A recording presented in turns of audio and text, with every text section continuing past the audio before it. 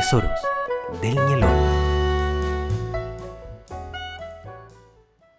Mari Compulamnien, bienvenidos, bienvenidas a todos los seguidores de este programa cultural Tesoros del Ñelol. Una instancia, un espacio cultural que se dedica a difundir el quehacer de todos nuestros gestores, artistas culturales, creadores y creadoras de la región de la Araucanía. Hemos llegado hoy al capítulo 21 de esta segunda temporada de Tesoros del Ñelol y en este mes de octubre lo va a cerrar una persona muy especial, un creador, un artista muy especial, que viene de Loncoche. Sí, su amado Loncoche, multidisciplinario, ¿no es cierto? Está el dibujo, está la pintura, está la composición musical, su trayectoria como profesor normalista, en fin, una persona que tiene una riqueza cultural preciosa y que viene de su amado Loncoche. Yo quiero darle la bienvenida a don Gerardo Ernesto Pincheira Bruno. ¿Cómo está, don Gerardo? Muchas gracias, muy bien, gracias. Bienvenido. Qué bueno que nos Gracias. aceptó nuestra invitación a conversar un ratito, ¿no es cierto?, de su trayectoria, porque en este pequeño espacio son muchos los años que usted tiene de oficio, ¿no? Sí, sí, por mí encantado. No, gracias. Sí. Bueno, vamos a entrar en materia. Se sale al mundo por allá por Pucón, ¿no es cierto? Y a muy temprana edad desarrolla un gusto por el dibujo, pero también motivado por su querida madre. Cuéntenos un poquito de sus inicios. Bien, sí, efectivamente yo nací en Pucón el año 1940. A los 4 años más o menos recibí un fuerte apoyo de mi madre, que me fue impulsando hacia las artes, a todas las artes, porque recibí de ella de regalo cuadernos, lápices de colores, para la música una guitarra, para un armónica, tambor, y bueno, me fue impulsando y me dedicó parte del día a entretenerme tocando yo los instrumentos o dibujando y pintando con lápices de colores. Más adelante, al cumplir los 6 años, tomé por costumbre salir a la calle y después de los puelches, Del viento, pues. sí, que juntaba arenilla y después venía la lluvia y se formaba una capa que para mí fue preciosa porque pude dibujar en la tierra. Con un palito empecé a dibujar. Mi casa estaba a 2 cuadras del colegio. Yo todavía no era estudiante. Y dibujaba en la arenilla de la vereda. En ese tiempo pavimento no había. Claro. Y dibujaba todo lo que a mí se me ocurría y dibujaba en un espacio más o menos grande entre 2 puertas de él. Y los chicos que venían del colegio, casi todos pasaban por mi calle y se quedaban a mirar los dibujos. Y no lo estropeaban, ¿no? No, Claro. ellos se acostumbraron a pasar y le hacían el quite. En ese tiempo las veredas tenían un poste Ya. que dividía la calle con la vereda. Y entonces caminaban por el poste y ahí se quedaban un rato. Y esa situación me gustó mucho a mí. Así que, Ya tuvo público. Sí. Primera caería de así arte. así que antes que salieran los chicos a las 12, en ese tiempo salían a las 12, yo ya tenía dibujado. No, Día a porque día. está esperando a su público también para que vea. Sí, Qué motivación. me sentía contento. Que miraran y no pisaran lo dibujado. Y bueno, el dibujo se disolvía al poco rato y era comenzar de nuevo al siguiente día.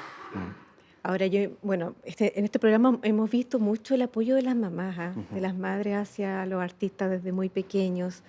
Y yo me imagino en aquella época Pucón, cómo tiene que haber sido de distinto a lo que conocemos hoy en día. Las calles, la gente, el paisaje. Era un pueblito encantador. Las calles se veían solamente personas. Vehículos, muy pocos. De los vehículos que yo recuerdo, con un poco de admiración, estaban varios camiones que los llamaban federales y que pertenecían a ferrocarriles. Porque Pucón, pese a que no tenía tren, tenía estación de ferrocarriles. Mire. Sí, incluso con respeto y alegría, decir que mi suegro, el padre de mi señora, fue jefe de estación en Pucón. Él era de Valdivia, pero trabajó un tiempo como jefe de estación. Principalmente por el transporte de durmientes. Claro. Los federales, los camiones federales transportaban todos los días durmientes. Y también había un remolcador que transportaba barcazas y que también llevaba durmientes hasta llegar a Villarrica. Ahí está, Al tren. está a Punta Rieles. Sí. Don Ernesto, a temprana edad también usted deja ese pueblito encantador, ¿no? Sí. Y migra a Villarrica. A Villarrica. Claro. Sí. A los 20 años mi mamá decidió cambiarnos de lugar porque la parte económica pasó a depender de mi hermano mayor, que ya había egresado como profesor de la Normal de Victoria, y él se hizo cargo de la familia. El núcleo familiar, claro. Claro. Entonces, él trabajaba en un lugar que se llama Ñuble, que está entre Loncoche y Villarrica. Claro. Y, bueno, fue un traslado natural a Villarrica. Y 2 años después, yo egresé a mi vez de la escuela normal, de Victoria igual, y comencé a trabajar en una escuela rural. Bueno, ahí trabajé 3 años, hasta que en una oportunidad Educación celebró el Día del Maestro, pero con una semana entera. Ya. Hubo deportes y una serie de actividades y teatro y una velada. Y nos invitaron a mi hermano y a mí a ser parte de los números artísticos. Nosotros hacíamos música tocada. Ya. Así es que fuimos, se entusiasmaron los colegas profesores de Loncoche y pidieron que uno de nosotros les hiciera clase de guitarra los días sábados. Bueno, mi hermano ya tenía familia, tenía ya un hijo y su señora. Y los tiempos no daban. Sí, claro. Entonces él decidió que yo tenía que ir. Así que fui, encantado. Y empezamos a trabajar los sábados, aprendieron a tocar, formamos un grupo folclórico. Yo quedé de estar 3 años, hicimos un compromiso. A los 3 años tenía que ayudarme a trasladarme a Pucón o a Villarrica, volver. Bueno, se cumplieron los 3 años y yo me había acostumbrado a los ya tenía amigos, los colegas y ya no me interesaba volver, me quedé en el lugar de trabajo. Ya estaban mis alumnos y todo. Así es que me quedé definitivamente en Loncoche. Claro, y ya, ¿no es cierto?, con el dúo Pincheira, ¿no? Con Sí, sus más- hermanos Pincheira, sí. Iban a la radio. Sí. Antes Claro. de lo que nos está relatando, también ustedes ya tenían un repertorio, algunas fiestas por ahí, me imagino. No, fiestas no, pero sí a la radio íbamos una vez por Ya. semana. O sea, había como una constante en la radio. Sí, Ya. se formó mientras éramos alumnos, se creó la radio. Ah, ok. Y los músicos empezamos a acercarnos a la radio, así que empezamos a tocar y empezamos a componer un poco también. Ah, ok. Así es que de vez en cuando presentábamos una canción nuestra. Sí, ahí, ¿no es cierto?, surge el tema del escribir, porque como nos está relatando, está el dibujo primario, está ya, ¿no es cierto?, como profesor el conjunto folclórico en Loncoche, pero el escribir, el componer, Ya. no solamente música, sino también la Sí. poesía popular, ¿no? ¿Puedo volver un poco? Sí, ¿cierto? por favor. Sí. Volver a la escuela primaria. Ok. Yo después de hacer arte por mi cuenta, antes de ser estudiante, bueno, me fui a la escuela, esa que dije yo que estaba a 2 cuadras, y ahí comencé a pulir mi arte. Mientras mi mamá me guió, yo lo único que hacía era hacer sonar los instrumentos. Pero no hacía música. Y la armónica, por ejemplo, era soplarla nomás y nada más. Claro. Pero ya en el colegio, un profesor creó una orquesta infantil. Y comencé yo a tocar una especie de pito, Ya. que en realidad era una caña de cicuta seca, con un papelito y un huequito para cantar, porque se cantaba sobre la flauta, no se digitaba, Ya. se cantaba. Y sonaba como ese instrumento que fue popular, la peineta con papel. Claro. Claro. Claro. Que hay una grabación de Víctor Don Jara. Víctor Jara, claro. Sí. Después de eso, como tenía buen oído e interés por la música, pasé a tocar armónica. Ah. Y aprendí rápidamente a tocar la armónica. Y después de eso, el profesor me pasó a acordeón a botones. Y eso en diatónico también, pues, un tono para afuera y un tono para adentro. Claro. Exactamente, sí. Y instrumento que no toqué más después que terminé la educación primaria, porque después pasé a guitarra, y fue la guitarra la que me cautivó. Así es que a la normal llegué tocando un poco, pero ahí había una cantidad de guitarristas y una cantidad de músicos, violinistas, acordeonistas, instrumentos de viento igual, y muchos que tocaban guitarra, y de ellos fui aprendiendo de a poco.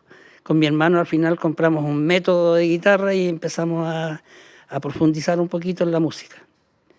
Y bueno, el profesor de música siempre nos decía, es casi una obligación que el alumno normalista, cuando llegue a su escuela, cree el himno de la escuela.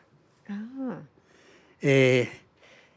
Y para engrandecer la música, engrandecer la educación. Y yo hice eso. Me fui nombrado en Loncoche a la escuela, a una escuela fiscal, y escribí la música del himno. Del Sí. del establecimiento. Sí, sonó hasta que la escuela desapareció, porque después hubieron otros intereses,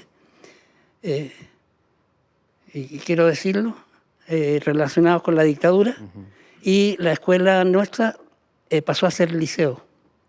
Y los profesores básicos tuvimos que cambiarnos al Santa Cruz, que había sido cedida en comodato, por razones políticas igual, y al fisco. Así es que comenzamos a trabajar ahí, y ahí creé la música del himno del Santa Cruz. Del Santa Cruz. Sí. La letra se la traspasé, se la pedí que la hiciera un colega, que escribía muy bien, que escribe muy bien. Y bueno, ahí hubieron algunas razones religiosas por las cuales yo me desligué de la letra. Ya, entiendo. Pero la letra quedó bien. Y esa canción todavía se interpreta en el Santa Cruz. Sí, en esa acción de ser profesor normalista, usted desarrolla como profesor vinculado con el área de artes hacia sus estudiantes, ¿no? Sí, yo me inscribí en el taller de pintura, Ya. porque también me interesaba mucho. Además, entre todas Sí. otras cosas. Y, todo. ¿Ah? Le sí, interesaba sí, todo. sí. Y calculé yo que pintura no se podía hacer, no se hacía en los pasillos. Entonces, entre música, dije yo, y pintura, bueno, como la música la hacemos en los pasillos, me entro a pintura mejor. Y ahí trabajamos un día a la semana. Y los que tuviéramos interés, podíamos trabajar el miércoles en la tarde igual. Porque el miércoles y el sábado había clases solamente mediodía.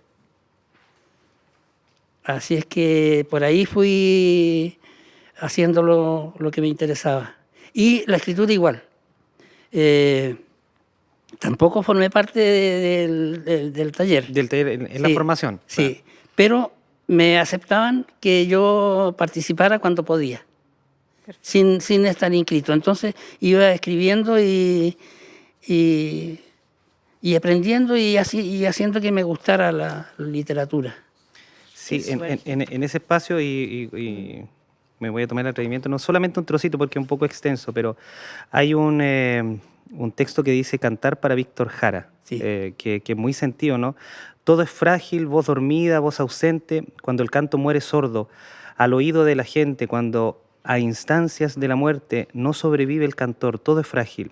Cuando se rinde en el aire el verso, sin más remedio, a los vientos de la calle, como un frágil volantín. Nada es frágil, Víctor hombre, voz despierta, voz presente. Aquí revive tu canto y no tiene espacio el llanto porque es más fuerte tu amor. En maravilla. homenaje a don Víctor. Sí. Entonces la pluma se empezó a materializar también porque hay publicaciones, ¿no es cierto? Hay recopilación. Sí. Cuéntanos un poquito de aquello, cómo surgió la posibilidad de patentar lo que ya se estaba escribiendo. Bueno, ahí en la generación del 60 de la Escuela Normal, que fue un curso muy especial, muy unido, con muchos artistas y con maestros que alcanzaron después brillo en la educación universitaria. Se decidió hacer un libro. ¿Qué es ese texto que está ahí? ¿Qué es esto? Que vemos acá. Y yo aparezco en ese libro como autor de letras y poemas y como pintor. 3 áreas. Sí. ¿Y el texto se llama? Permíteme. Esta parte más adelante. Escuelas normales, la Escuela Normal de Victoria, formación de profesores, claro, como usted bien dice, ¿no es cierto? Sí, La generación del 60. Sí. Entonces, a través de esto podemos conocer una serie de otros exponentes de la Escuela Normal, pero Sí. usted también aparece ahí como... Sí. Y se logró patentar y documentar, ¿no es cierto? Sí, Su ahí escrito. está documentado. Bueno, hay otro episodio bien interesante que tiene que ver con su amado Loncoche.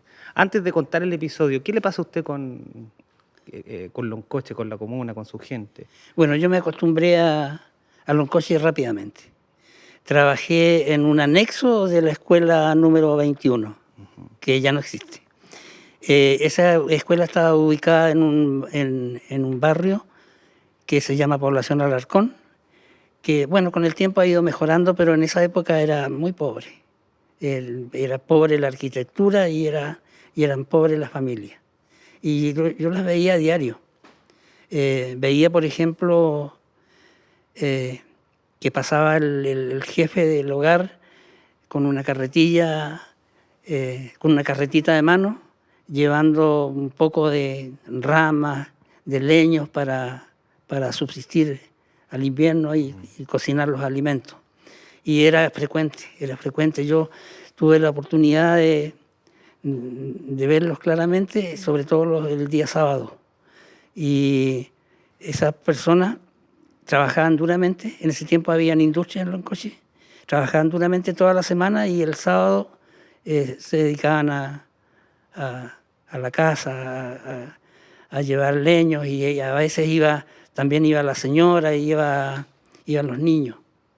Entonces, de ahí nació la idea de crear un himno, o sea, crear una canción para Loncoche.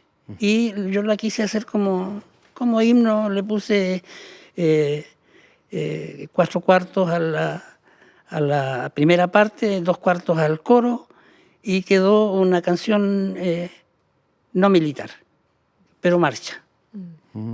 Así es que, bueno, pasó el tiempo y al final se transformó en himno oficial. Y el cariño por la gente de Loncoche es por sus esfuerzos principalmente, porque fue en una época una realidad, todos los problemas. Por ejemplo, en una industria maderera,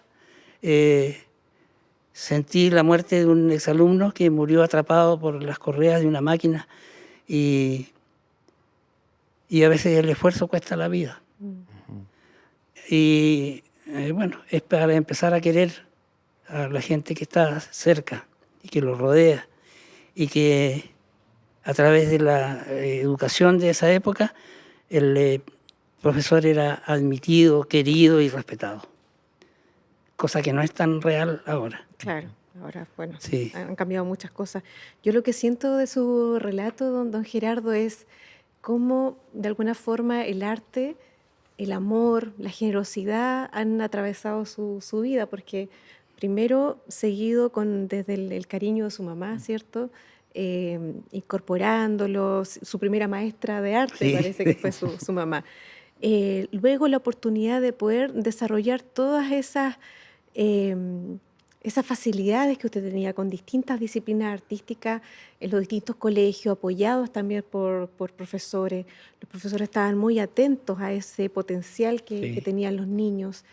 Luego ya no solo como alumno, sino como profesor, levantando talleres, transmitiendo todo este arte, todo esto que usted había aprendido.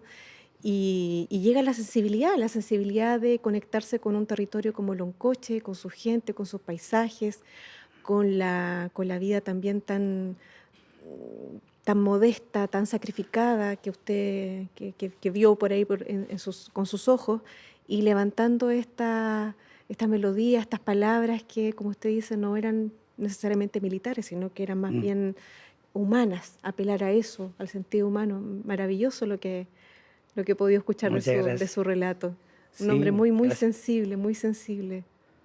Sí, sucede que en un contexto muy feo de la historia reciente de nuestro Doloroso. país. Po. Sí, Sí. sí. Porque debemos mencionar, ¿no es cierto?, que se escribe el texto del himno de Loncoche el 73. Sí. Sí. Entonces usted ya también haciendo un panóptico de la realidad que se vivía a inicios de los años 70 o finales de los 60, ¿no? Sí. Entonces, es que Sí. el nivel de pobreza que yo me imagino para esa época era tremendo. Sí, tremendo, Mm. tremendo. En esa época surgió el empleo mínimo, ¿se llama? Claro, el mínimo. Y Sí, una, esa una gente miseria. sufrió terriblemente, apenas, a duras penas para alimentarse un poco, y no del todo. Así es que fue duro. Y entre la dureza de la vida surge el amor, el cariño entre las personas. Cuando todo está servido, uno como que se olvida un poco de sus semejantes, porque no tiene necesidades. En cambio, las necesidades acercan a las personas y el cariño se nota más. Feliz. Bueno, y eso lleva, ¿no es cierto?, que el 15 de septiembre del 87 se oficialice como himno de la comuna. Sí. Que- Claro, llegó en ese tiempo a las municipalidades la sugerencia de que cada comuna debía tener un himno. El himno mío ya estaba compuesto, Claro. pero en la base decía que se podía postular canciones ya conocidas. Así que presenté mi postulación.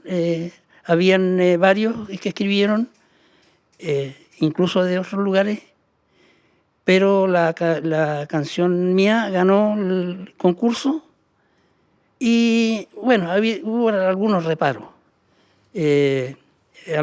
por la letra. Claro. Estamos Que- en un periodo que no había Todavía. alcalde, habían militares asignados, ¿no es cierto?, Claro, designados, sí. perdón, en los municipios. Sí. Entonces, bueno, me dijeron, ¿por qué no aparecen las industrias?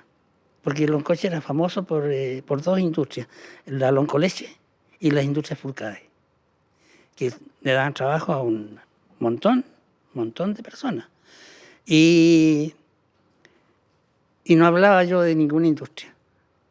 Mi canción partía con una frase: loncochense, tenaz, incansable, por los que veía pasar en la carretita. Claro. ¿Sí? Y les dije yo que las industrias no permanecían a veces en el tiempo. Que es lo que pasó con Loncoleche. O sea, eso- Las industrias desaparecen. Ujú. El hombre queda. Entonces no canté a ninguna de las dos industrias, porque las dos desaparecieron al poco tiempo. Mire. Y lo otro, bueno, había una frase que se hizo popular que decía: Loncoche, corazón ganadero de Chile, que tampoco era real. La frase desapareció al poco tiempo. El corazón ganadero de Chile no está en Loncoche, desafortunadamente. Así es que yo me dediqué a escribirle al hombre. En los versos está bien claro que al habitante de Loncoche, al hombre, a la mujer, al estudiante, al niño, ese está reflejado en la letra. Y permanece y se ha hecho popular. Se canta. Y se canta, bueno, yo imagino no solo como himno, por ahí también usted tuvo la oportunidad de conformar un grupo folclórico Ah, sí. de profesores en Loncoche. Sí, a raíz de lo de que me pidieron clases de guitarra, la idea final era cantar y formar un grupo folclórico. Que desembocara en una agrupación Claro. folclórica. Así que finalmente, al cabo de un par de años, estaban todos tocando. Eh, Y empezamos a cantar también. Y se formó un grupo folclórico. En ese tiempo no había lo que hubo después. No había un grupo folclórico. El grupo nuestro no tenía baile. Solamente se tocaba y se cantaba. Claro. Sí, y bueno, se mantuvo por muchos años, pero las cosas a veces no duran todo lo que uno quisiera. Bueno, son cíclicas. Sí, yo tuve que retirarme y sin mí después no siguió. Don Gerardo, hay un mundo que a usted nunca lo abandonó y yo creo que ya no lo abandonó, ¿no es cierto? Que es la pedagogía, que es ser profesor. Sí. Y nosotros sabemos que hasta el día de hoy usted sigue haciendo clases del área del arte, del dibujo, de la pintura, y hay una experiencia bien bonita que está desarrollando hoy en La Paz, ¿no? Sí. Sí, que es un sector que está muy cercano a Loncoche. Cuéntenos un poquito qué se ha vivenciado, qué ha visto en la gente de La Paz. Bueno, primero voy a hablar de los talleres. Yo empecé trabajando con talleres en Loncoche y en La Paz. Y los talleres eran para alumnos y apoderados y profesores. Para los alumnos era guitarra avanzada y para los profesores y apoderados pintura al óleo.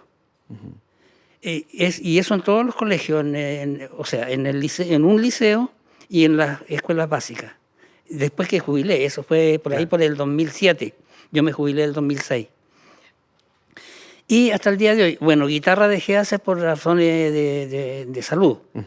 Tuve que dejar de tocar por una enfermedad del túnel carpiano en las dos manos. Parece que toqué mucho toda mi vida. Claro.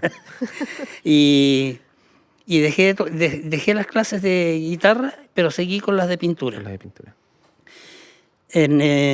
En Loncoche son todos profesores, mis alumnos y alumnas, hasta el día de hoy. En La Paz es distinta, los alumnos son distintos, son más simples, más sencillos, más modestos, más libres. Y ellos no están sujetos a ninguna regla especial. Ellos hacen lo que el profesor les pide. Y funciona muy bien el grupo. Y yo había dicho en un comienzo que teníamos para el futuro, luego ya, una exposición. Yo me equivoqué, dije en la Universidad Católica. No, es en la UFRO. Ya. Sí, es en la UFRO y tal vez pueda ser a finales de agosto. Esto está impulsado por un amigo que trabaja en la UFRO, en el área de... Él es psicólogo, Ya. de psicología. Él se llama Marco Silva, no deben conocerlo porque él me decía que son muchas las personas que trabajan en la universidad. Sí. No, Ya. sin duda. Y él está impulsando el asunto de la exposición. Sí, ahí está reflejada la pintura bien sencilla y con el ánimo de ellos de ir mejorando. Claro, a eso iba, como el poblador yo conozco La Paz, es un villorrio, Sí, cómo se van transformando y van hablando a través de la pintura, ¿no? sí, Sí.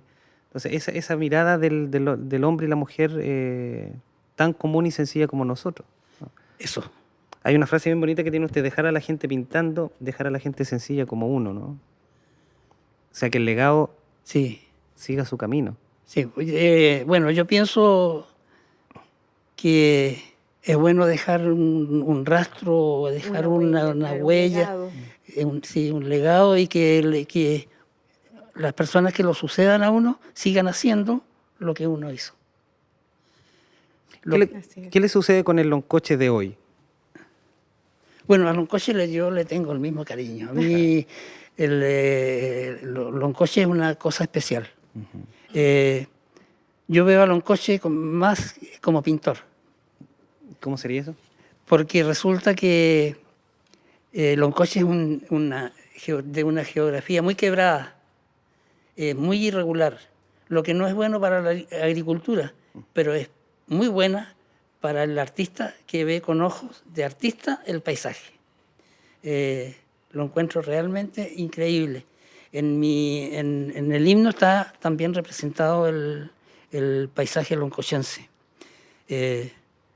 Ahora hay un proyecto para volver a arreglar la Cuesta de las Tarrias. Ya. Y ahí está expresado claramente el tipo de paisaje que tenemos. Se ha echado a perder un poquito con los mucho pino. Claro, Sí. forestal. Sí, pero todavía queda nativo y yo creo que es momento de irlo arreglando y reforestar con lo nuestro, con lo natural, Con lo nativo, la claro. madera nativa. Esa es la carretera antigua. La carretera antigua. 5 Sur. Sí, sí, la quieren comenzar a renovar de nuevo y arreglar un poco el asunto paisaje. Sí, ahí está reflejado el paisaje loncochense en la cuesta. Y en torno a esa misma figura de loncoche, ¿qué le gustaría de aquí a un mediano, corto plazo para su comuna? ¿Qué le estaría faltando? Tal vez en el área de la cultura, tal vez en las artes. Sí, yo creo que lo que falta es hacer lo que hizo mi mamá. Trabajar desde el comienzo con los niños. Desde la más Sí, tierna infancia. Sí, en que lleguen a kinder, que pasen por primero y por todos los cursos, pero aprovechando los elementos que se pueden ligar al arte. O sea, a cualquier área de la cultura. Claro. Porque en la cultura no solamente es el arte, la música, la pintura. La cultura tiene, a pesar de que es tan amplia, la cultura de la humanidad tiene solamente 5 sectores y no hay más. Son 5 sectores así, y no hay más que ponerle, y que son la ciencia, la técnica, el arte, la religión y la política. Esos son los 5 sectores de la cultura y ahí está todo. Por ejemplo, me pueden decir, ¿dónde están los futbolistas? En la técnica. Sí. Donde, bueno, y el resto, los artistas plásticos o musicales o del ballet, qué sé yo, eso están todos en el arte. Y eso es todo. Felipe. Sí. Ahora, en su obra yo veo bueno, es acuarela. Es acuarela. Su fuerte es la acuarela, pero Sí. usted también, cuando imparte talleres de arte, enseña a utilizar el óleo, el acrílico, tal vez, imagino, la acuarela, pero usted se casa con la acuarela. Sí, en realidad yo estudié óleo en la normal, pero el óleo es una pintura lenta. Sí. Lenta y Meses para sí, secar. requiere paciencia del pintor. La acuarela es una pintura rápida. Una acuarela está lista a lo más en 40 minutos. Y ya no se pinta al otro día, ni en la noche, ni al Claro, ni se amanecer. hacen retoques. Bueno, Claro, a veces. La depende. acuarela es espontánea, tiene que salir o no salir. La acuarela no se puede arreglar las equivocaciones que uno comete. Si se equivoca, si se pasa en agua o en color, ya no tiene vuelta. Y se desecha el papel y se comienza con otro. Y a mí me faltó paciencia para el óleo. Francamente. Sí, porque ocupa mucho tiempo. Y como me ocupaba de otras cosas también. Claro, pues si estaba con una mano en la pintura y otra con la guitarra y la armónica. Claro, sí. Y ese es el motivo por el cual se casa finalmente con la acuarela y la hace su herramienta de Sí. expresión. Sí, dicen que el óleo es el medio más importante en la pintura. Pero yo pienso que todos los medios son válidos. Sí, yo creo que eso ya como que... El asunto es que el artista se sienta cómodo y se sienta contento y agradecido a sí mismo por lo que hizo. Y el resto, bueno, a veces personas dicen, no es lo mejor, haz otra cosa. Pero yo me mantuve mejor en la acuarela. ¿Qué es lo que está enseñando hoy a Sí. su No, yo enseño óleo. óleo? Sí. Ah, No, yo enseño óleo, que es lo que estudié, porque la acuarela es complicada. ah, Sí, ya. es rápida, tiene su ventaja, pero es una técnica muy complicada. Entonces, a nivel de enseñanza es mucho más viable El óleo. el óleo. Porque el óleo acepta cualquier solución de arreglo. Claro, alguna Si modificación posterior, si sí. un color quedó muy vivo, lo pinta de nuevo. Porque se puede trabajar, se puede hacer cambios. Y en sus trabajos de acuarela yo veo mucha agua, botes. ¿Eso tiene relación un poco con esa infancia vivida en Pucón? Sí. Ah, ahí está la cosa. Sí, el agua me gusta mucho. Sí, Me sí. pasé buena parte de mi infancia en el lago. Estaba a 3 cuadras Claro, de mi casa. sí, sí. Y mis hijos se criaron cercanos también al agua. Son todos unos nadadores expertos, Perfecto. los 3. Ya. Y yo también fui un buen nadador. Sí, porque aparece aquí, ¿no es cierto? Marina, ¿cierto? Que es el que... no, ese es Ese caballos, es sí. caballo. Pero tan sobre el agua también, ¿no? acá. Sí, están sobre el agua. Otro que aparece por allá. Y yo traje los mismos cuadros porque son los que tengo en mi casa. El resto se ha ido, se va yendo todo. Claro. ¿Y ahí qué le pasa con la obra, don Gerardo, cuando la entrega, cuando la vende, cuando la regala? Sí, pues ese es el problema que uno hace. Es que no ha pasado en el relato, Qué ¿no es cierto, Jessica? sentimientos, Que, no sí. sé, por ejemplo, don Víctor Venegas, que es un pintor de Angol, o sea, que si fuera por él, no vender. O sea, no. Sí, pues, eso porque sería- es un eso pedazo sería- de. Bueno, yo le digo a mis alumnos, porque la primera intención de mis alumnos y alumnas es regalarle a los hijos las pinturas que van haciendo. Claro. Entonces yo le digo, en el comienzo no regalen nada, ni vendan nada, guarden todo lo que pinten, porque eso les indica cómo avanza el proceso de aprendizaje. Entonces hay que dejar constancia, y la única constancia es tener las obras a mano. Sí, Claro, y así va a ser un contraste, un antes y Sí. ahora, cómo voy evolucionando. sí, lo que les dijo el pintor es real. Porque es un proceso, ¿no? Sí, Nos dijo, si yo fuera millonario no vendería nada. claro, Pero como es su trabajo, tiene que bueno, venderse. Claro. sí, hay que desprenderse Sí, de la criatura. así nomás. Bueno, hay un sinfín de otras historias que nos pudiese ir relatando, don Gerardo, pero bueno, el tiempo siempre nos va alcanza. encontrando. Es simbólico también, y a la gente de Loncoche y la región, este es nuestro último capítulo de esta segunda temporada y es un honor de compartir este espacio con usted, don Gerardo. Muchas gracias. Porque habla de la trayectoria y de gente que decidió dedicarse a las artes, y es un mundo que también invitamos a las generaciones, ¿no es cierto?, que cuando esté ese espíritu de artista, de amante de la música, del teatro, de la pintura, se atrevan, ¿no? Y también un llamado de atención a los papás, a los Sí. educadores, Sí, a apoyar, ¿no? hay que apoyar la cultura, Sí, ya sea ciencia, técnica o arte. eso es. Eso es. Bueno, con mi compañera también, agradecerle la posibilidad de compartir esta segunda temporada, al equipo técnico, a Noar Leo, a la coordinación general, ¿no es cierto?, de Juanjo, a la gente de la Ceremi que nos ha estado apoyando siempre, las tacitas maravillosas de que son creación de mi amiga aquí, Vamos a aprovechar de dar Jessica, publicidad a todo esto. a todos, Es arte. y nosotros también honrados por la posibilidad de conocer personas como usted. Como puede ver, el set está lleno de fotografías de las personas que han pasado por este programa y que nosotros estamos honrados de haber entrevistado. Muchas gracias. Compañera. Muchas gracias. Bueno, yo estoy muy agradecida también de nuestro último programa de la segunda temporada. Este programa, bueno, va a ser el énfasis que nace gracias a la gestión, ¿cierto?, entre la Secretaría Regional Ministerial de las Culturas, las Artes y el Patrimonio y la Corporación de Desarrollo de la Araucanía. Este programa lo pueden ver todos los jueves, ya va a quedar ahí grabadito. Además en la nube. YouTube, claro, en la nube, en YouTube, en Facebook, a las 8 de la tarde. Como los otros programas nos encontraremos, las plataformas son Bueno, son Facebook Live, YouTube y, ¿no es cierto?, este formato que ahora ustedes lo pueden ir escuchando a través de Spotify como Tesoros del Ñelol. Gracias, don Gerardo, ¿no es cierto?, por su amabilidad, su generosidad y la generosidad que le llama, ¿no es cierto?, como su alma de ser profesor normalista. Yo quiero darle las gracias a ustedes y a este trabajo cultural que es importante y que Muchas a lo gracias. mejor se va a acrecentar, va a ir creciendo. Ay, esperemos. Y los artistas que permanecen toda la vida anónimos puedan darse a conocer. Así es. Sí. Así que gracias, muchas No, gracias. gracias a A usted. usted. Queremos escuchar un verso precioso que nos trajo, una de sus tantas composiciones. Y ya con eso nos vamos despidiendo, Gerardo. Bien. Siéntese en la libertad.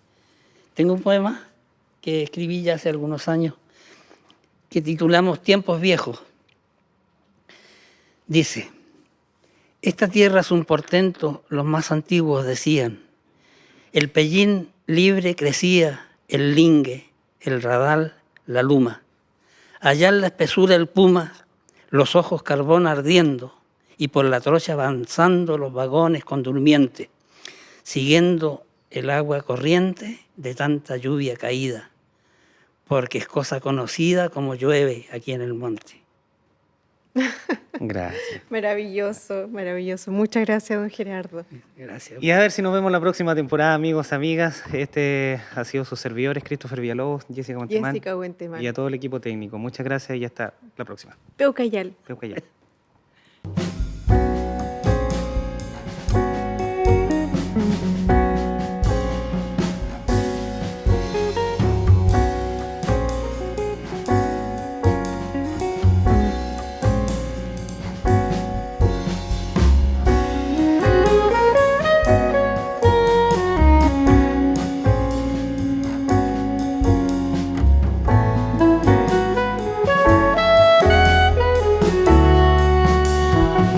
Tesoros del Ñelol.